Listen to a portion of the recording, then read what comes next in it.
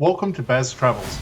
After driving 14,826 kilometers through 24 states and Washington, D.C., I've seen rocket launches to the Grand Canyon and Hoover Dam. I've explored Route 66, ghost towns, deserts, snow, and beaches on both coasts. From Vegas casinos to Alcatraz, the White House to Hollywood. Join me for a journey of the ordinary and the extraordinary.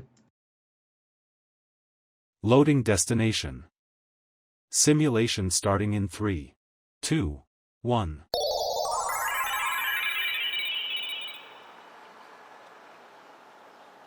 To look around, move your phone or tablet.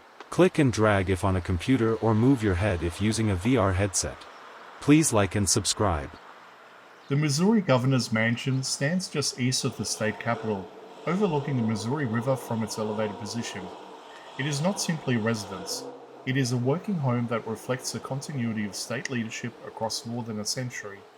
The current mansion was completed in 1871, replacing an earlier residence that had fallen into disrepair.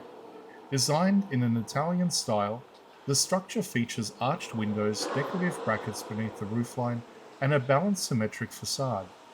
Its architecture reflects post-Civil War optimism and the desire to project stability after a turbulent decade. Unlike many grand executive residences built later in American history, the Missouri Governor's Mansion was constructed at a time when Jefferson City was still relatively small. The house needed to function both as a private residence and as a place for public reception. That dual purpose continues today. Over the decades, the mansion has housed every Missouri governor since its completion.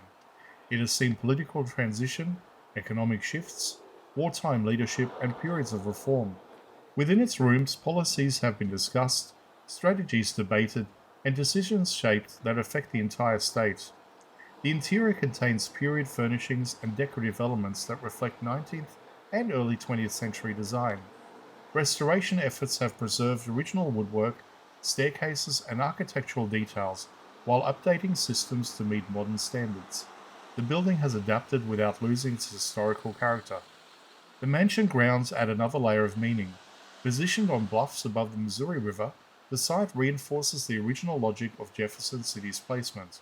The river remains visible from the property, connecting executive authority to the geographic foundation of the capital itself. Public tours have long allowed residents to step inside the building, reinforcing the idea that state leadership is accessible rather than distant. Events, receptions, and ceremonial gatherings take place here throughout the year. The mansion operates as both home and symbol. What makes the Missouri Governor's Mansion distinctive is its longevity. Many state residences across the country have been rebuilt, relocated, or significantly altered.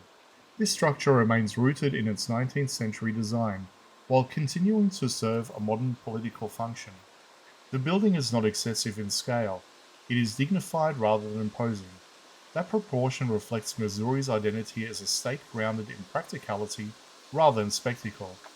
For more than 150 years, this mansion has stood beside the Capitol as a constant presence. Governors have come and gone. Political priorities have shifted. The residence has remained. The Missouri Governor's Mansion represents continuity, authority, and the personal dimension of public office. Behind its historic facade, the daily work of state leadership continues, shaped by tradition but responding to the present.